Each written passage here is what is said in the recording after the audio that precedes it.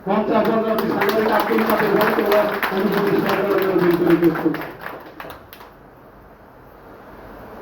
আলাইকুম।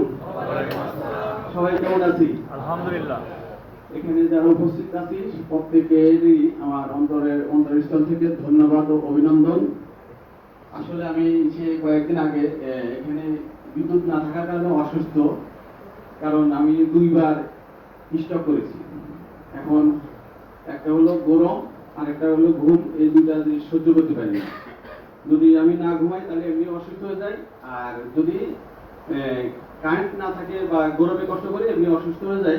যাই হোক, আপনাদের দোয়ায় এই পয়েন্টমার্টের ওসিলায় দেখতে একদমই অফিস কামাই নেই।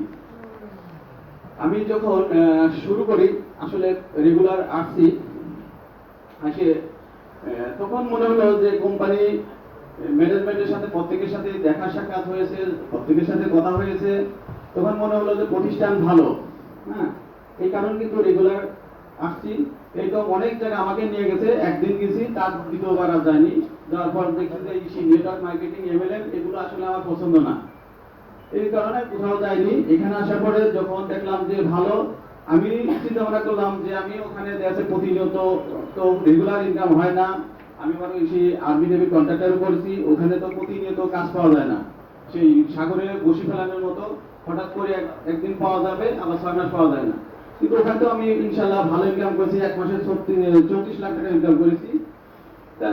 এখানে যদি এরকম হয় তাহলে আমার রেগুলার একটা ইনকাম থাকবে, প্রত্যেকদিন যদি ইনকাম হয় এটা ভালো, তাহলে আমাদের টেনশন থেকে অনেকটা মুক্তি পাবো। এই কারণে এখানে আসা যাওয়া করছি। আর চিন্তা ভাবনা করছি যদি কখনো ফল দেখি তাহলে কোম্পানির নামে কি রিপোর্ট করে দেবো, কারণ আমার কাছে একটা অস্ত্র আছে, সাংবাদিকতা করি, পাশাপাশি আমি বাংলাদেশের সাংবাদিক ঐক্য জোটের জয়েন্ট সেক্রেটারি। যেহেতু আমার কাছে একটা অস্ত্র আছে, দরকার আমি রিপোর্ট করবো যাতে কেউ লস না খায়, এরকম একটা সিদ্ধান্ত ছিল।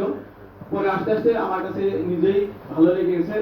ভালো লাগার পরে ইনশাল্লাহ আর একটা দিনও মিস নাই, শুক্রবার হোক শনিবার হোক কন্টিনিউ আমি আসছি। আসলে অনেকেই আমরা কি করি, ফ্যামিলির দিকে তাকাই, অনেকেই আমরা ফ্যামিলিকে ভালোবাসি, আমরা চাকরি বা কাজকে বা ইনকামকে পছন্দ করি না।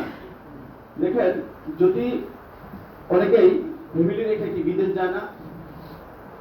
অনেকেই ফ্যামিলি রেখে বিদেশ যায় কি জন্য? ফ্যামিলিকে ভালো রাখার জন্য, ফ্যামিলিকে ভালোবাসে, এই কারণে কিন্তু সে বিদেশ যায়। কিন্তু আমরা অনেকেই ফ্যামিলিকে ভালোবেসে বিদেশও যাই না। ফ্যামিলি আজকে বললো যে ভাই অমুক জায়গা চলেন, সেখানে যাই। আজকে দেশে সেই বইয়ের বার্থডে, বইয়ের বিবাহ বার্ষিকী, এই মেয়ের এই অনুষ্ঠান, ছেলের এই অনুষ্ঠানের বিভিন্ন ধরনের অনুষ্ঠান থাকে, সেই অনুষ্ঠান করতে করতেই দেখেছে ইনকাম আর থাকে না, পরবর্তীতে ওই ফ্যামিলিও থাকে না, ফ্যামিলির কাছে ভালোবাসাও থাকে না।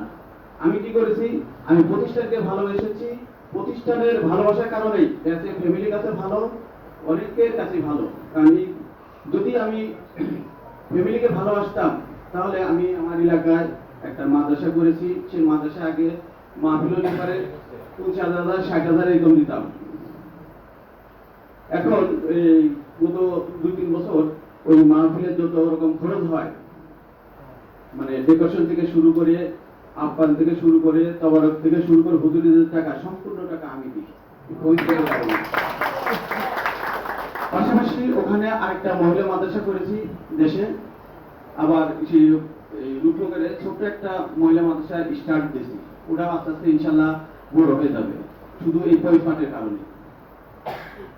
কারণ আমি চিন্তা ভাবনা করছি, মনে করেন এই পাশে 1 কিলো দূরে একটা দোকান, এই পাশে 1 কিলো দূরে একটা দোকান। এখন একটা দোকান হলো সকাল 10টা থেকে রাত 10টা পর্যন্ত খোলা থাকে, আরেকটা দোকান বিকাল 4টা থেকে 10টা পর্যন্ত খোলা থাকে। এখন আপনি 6টার সময় একটা পড়া কিনতে যাবেন, একটা দোকান আছে, এই পাশেরটা মনে করেন 4টা থেকে 10টা পর্যন্ত খোলা থাকে, এই পাশেরটা হলো আপনার সকাল 10টা থেকে রাত 10টা পর্যন্ত খোলা থাকে, মাঝে মাঝে খোলা থাকে, মাঝে মাঝে বন্ধ থাকে। তাহলে আপনি 6টার সময় একটা পড়া কিনতে যাবেন, কোন দোকানে যাবেন বলেন তো? কোথায় যাবেন? মানে রেগুলার 4টা থেকে 10টা পর্যন্ত খোলা থাকে, ওখানে কিন্তু আপনি যাবেন। কারণ কি, ওখানে গেলে আপনি নিশ্চিত জানেন যে আপনি ওখানে গেলে প্রোডাক্টটা পাবেন। আর এখানে গেলে আপনি প্রোডাক্টটা পেতে পারেন, না পারেন, বন্ধ থাকতে পারে।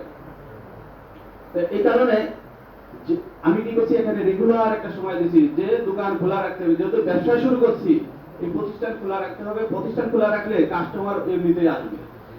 কারণ দেখেন গত পরশুদিন এখান থেকে দুপুর থেকে ফোন দিয়েছে, আমার এলাকায় আবার কিছু লোকজন আছে, দুপুর থেকে ফোন দিয়েছে যে ভাই কিছু টাকা আমি পেয়েছি জমি বিক্রি করে, আপনি আসেন। আমি বললাম যে ভাই সে 9টার দিকে আসবো। 9টার দিকে ফোন দিয়েছে, আমি বলছি ভাই আজকে হবে না, কালকে। সকালে ফোন দিয়েছে, আমি ভাই সে আমি 11টা 11:30 আসতেছি। এর মাঝে ছেলে কয় আমি বাইরে নাস্তা খাবো। বাইরে নাস্তা খেতে গেছি, ওই ভাই আমার ফোন দিয়েছে, ভাই কোথায় আমি আমার হোটেলে আসেন নাস্তা খাই। ওই নাস্তা খাওয়া রিসেল করছি। এখন যদি আমি ওই কাস্টমার খুঁজতাম তাহলে কি এরকম সে আমাকে দেখে দেখে রিসেল করতো? আমি কাস্টমার খুঁজে নেই, আমি দোকান খোলা রাখছি। এই দোকান খোলা রাখার কারণেই দেখছে আজকে এখানে। যেমন অনেকে বলে যে ভাই আমার চেহারা খারাপ, আমি ভাই খাটো, আমি ভাই ফর্সা, আমি আমার ভাই অভিজ্ঞতা নাই, ভাই দেখেন লাইট ছাড়া আমার কি দেখা যাবে? লাইট ছাড়া কিন্তু দেখা যাবে না, তারপর কিন্তু জিএম হয়ে গেছি। তাহলে এখানে কিন্তু আসলে কারো যোগ্যতা দরকার নাই। যোগ্যতা কার? আপনারা শুরু করবেন। যোগ্যতা দেখেছে এখানে যে আছে তার যোগ্যতা আপনি সফল হয়ে যাবেন। আপনি খাটো, কোনো সমস্যা নাই, আপনি এখানে শুরু করবেন, যে আছে তার ওসিলায় আপনি কি এখানে সফল হয়ে যাবেন। যেমন আমরা এসে নামাজের পরে মুনাত করি না যে আল্লাহ যে হাত খারাপ পছন্দ হয় সেই হাতের ওসিলায় আমার সমস্ত গুনাহ মাফ করে দাও, এরকম বলি না? তাহলে এখানে আপনি শুধু শুরু করবেন, এখানে কারণ না কারণ দেখেছে ভাগ্যে কারণ না কারণ ওসিলায় আপনার সফলতা এমনিতেই চলে আসবে। কারণ ওই যে ভাই বললো যে আজকে সকালে টাকা নিয়ে চলে গেছে, কারণ কি তার ভাগ্যে নেই। আবার হঠাৎ করে দেখা যাচ্ছে আজকে একজন ফোন দিতে পারে যে ইয়েস ভাই আমি সেই 50 লাখ টাকা নিয়ে আসতেছি, এটা হতে পারে না? এটা কে দেয়? আল্লাহ পাক দেয়। আল্লাহ পাকের ওসিলায় হয়ে যায়। কারণ আল্লাহ পাক ছাড়া সফলতা কোথাও কখনো আসে না। এজন্য আমাদের প্রত্যেকেরই অধ্যবসায় করতে হবে স্মার্ট নিয়ে। আমরা আসলে স্বপ্ন দেখি শুধু এই কে সফল হয়েছে এদিকে দেখি, কিন্তু আমি যে সফল হব, আমি যে এখানে একটা কিছু করব, আমি যে এখানে মডেল হব সেদিকে আসলে তাকাই না। যে ভাই আস্তে আস্তে করি, আস্তে আস্তে হোক। ভাই যখন আমরা শুরু করছি তখন 5 লাখ টাকা সেল খুবই কম ছিল। তখন 5 লাখ টাকা সেলই ছিল না, 10,000 টাকা, 20,000 টাকা, 30,000 টাকা এরকম সেল ছিল। আর এখন কি 10,000 টাকা, 20,000 টাকা আছে? কয় যে ভাই আমি 50 লক্ষ টাকা নিয়ে আসতেছি, ভাই আমি 20 লক্ষ টাকা নিয়ে আসতেছি, ব্যাগ করে মানুষ টাকা নিয়ে আসে। তাহলে আগে সে সফলতা কিন্তু এখন অনেকটা ইজি। কারণ আমরা হলো কি সিঁড়িতে উঠেছি, আর আপনারা এখন কি লিফট, মানে এখন কি ব্যবসা কি লিফটের মতো। তাহলে আমরা সফল হতে গেলে আমাদের কি করতে হবে? কন্টিনিউ অফিসে আসতে হবে, কন্টিনিউ এই ভয়েস পার্ট নিয়ে স্বপ্ন দেখতে হবে। কন্টিনিউ যদি আপনি ভয়েস পার্ট নিয়ে স্বপ্ন দেখতে পারেন তাহলে দেখবেন যে অনেকে ঘুমাতে পারে। আমার ভাই সেই মাঝে মাঝে কয় যে ভাই আপনি কি দিয়ে দিয়েছেন, আমি কি ঘুমাতে পারি না। আমার ভাই দিন আমার সাথে শেয়ার করলো। তাহলে আজকে হলো দেখেন গত বৃহস্পতিবার আমি এনএসএম হয়ে আসছিলাম এই প্রতিষ্ঠানে। রাত্রি যাওয়ার সময় কি হয়েছে, জিও হয়ে কিন্তু এখান থেকে গেছি। আগে 200-300 টাকাও আমরা স্যালারি পেয়েছি, 200-300 টাকা স্যালারি পেয়েছি। তাহলে এখন এই যে বৃহস্পতিবার যে হয়েছে শুক্রবারেই 2 লক্ষ টাকা সকালে ঘুম থেকে উঠে দেখছি যে 2 লক্ষ টাকা আমার অ্যাকাউন্টে চলে আসছে। আর 2 লক্ষ টাকা কি শুক্রবারে আসবে না? এই 2 লক্ষ টাকা আজীবন আমি থাকলেও পাবো, না থাকলেও পাবো। অনেকে বলে যে ভাই কোম্পানি থাকবে তো, আমি বলি যে ভাই আপনি কোম্পানি থাকার দরকার নেই, আপনি কতদিন থাকবেন সেটা বলেন। কারণ আপনি চিন্তা ভাবনা করেন আপনি কতদিন থাকবেন। আপনি যদি থাকেন আপনার ছেলেরাও এখান থেকে চলতে পারবে, আপনার নাতি ছেলেরাও এখান থেকে ইনকাম করে চলতে পারবে ইনশাল্লাহ। আর এই প্রতিষ্ঠান ছাড়া অন্য কোনো প্রতিষ্ঠানের চিন্তাই করা লাগবে না। যেমন আমি এই প্রতিষ্ঠান ছাড়া অন্য কোথাও যাই না, সকালে ঘুম থেকে উঠে এখানে আসি, এখান থেকে বাসায় যাই। পয়সা ছাড়া কোনো কিছু তো দরকার নাই। এখানে যতটুকু ইনকাম হয় তার অনেক পার্সেন্ট হতে আছে আমি খরচ করতে পারি না। কারণ প্রত্যেক রাত্রে রাত 12টার পরে যে টাকা আমার জেনারেশন কমিশন আছে সেই টাকায় আমার খরচ হয় না, কারণ আমার একটা বউ আর একটা ছেলে, তাছাড়া কিছু নেই। আর অনেক ডার্লিং আছে, এগুলো তো আছে যে খাও খাও।